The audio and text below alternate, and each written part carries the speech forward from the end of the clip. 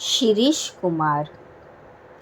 पश्चिम खानदेशातील नंदुरबारमधील ही गोष्ट. सकाळी सकाळीच आजीने शिरीषला हाक मारली. शिरीष, येतोस का लाडू वळायला? ती म्हणाली.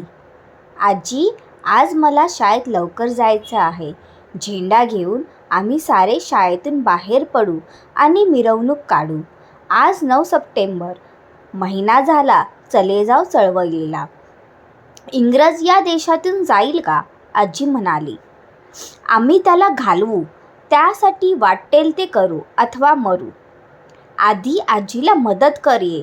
लाडू वळ. शिरीष हा सर्वांचा लाडका मुलगा होता. शाळेतील त्याचा अभ्यास चांगला होता. तो हस्तलिखित पत्रिकेत लिहायचा, मुलांना जमवून खेळ खेळायचा, घरी स्वयंपाकात मदत करायचा, विजेचा दिवा बिघडला तर दुरुस्त करायचा. शिरीषला अशा अनेक गोष्टी करता येत. शिरीष लाडू वळत बसला. दुसऱ्या दिवशी त्यांच्याकडे कसला तरी घरगुती कार्यक्रम होता, म्हणून तयारी चालली होती. घड्याळात 11 वाजले. ताडकन शिरीष उठला. आजी, जातो ग, असे म्हणून तो निघून गेला. शाळेत मुले आली होती. शिरीष येताच सारी त्याच्याभोवती जमली. शिरीष, ते बघ पोलीस, सरकारने मिरवणुकीला झेंडा न्यायला बंदी घातली आहे, एका मुलाने माहिती दिली. असू दे बंदी, पोलीस काय करतील? फार तर लाठीमार करतील, मिरवणूक धुळून लावतील, एवढंच ना. आपण भ्यायचं नाही. आपल्या देशाचे आपण शूर शिपाई आहोत. शिरीषने सर्वांना गोलाकार उभे केले.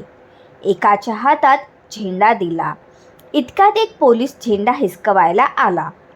त्या मुलाने तो दुसऱ्याच्या हातात दिला. पोलीस तेथे गेला. तोच झेंडा तिसऱ्याच्या हातात. पोलीस चिडला आणि तनतनत निघून गेला. मुलांनी जय जयकार केला. करेंगे या मरेंगे, 40 कोट नहीं दबेंगे, असे जयघोष झाले. मिरवणूक सुरू झाली. दारातून खिडक्यातून मोठी माणसे लहान मुलांची हिंमत पाहत होती. मिरवणूक मुलींच्या शाळेजवळ आली. वर्गावर्गातून सगळ्या मुली बाहेर पडल्या. जयघोष करत त्या मिरवणुकीत सामील झाल्या. मिरवणूक कोर्टाजवळ आली आणि शिरीषने तेथे भाषण सुरू केले. वकील मंडळी बाहेर येऊन ऐकू लागली. भाषण संपले आणि मिरवणूक पुढे गेली. तेवढ्यात पाठीमागून लाठीमार आणि गोळीबार करत पोलीस आले. मुलांची पांगापांग झाली. काही धीट मुले उभी होती.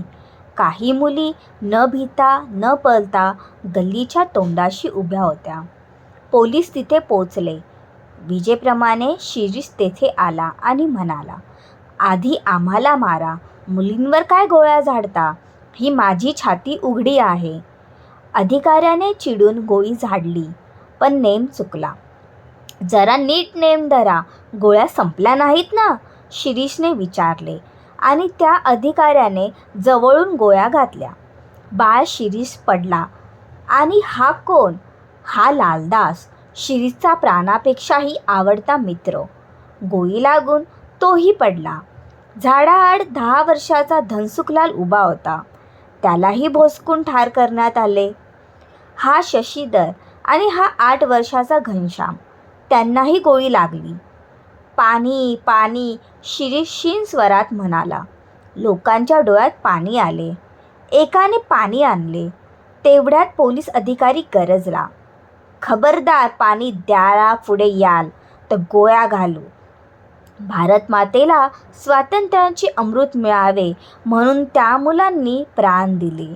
पाणी पाणी करत स्वराज्य स्वातंत्र्य म्हणत महात्माजींचे नाव ओठांवर खेळवत त्या मुलांनी मरण पत्करले. ती अमर झाली.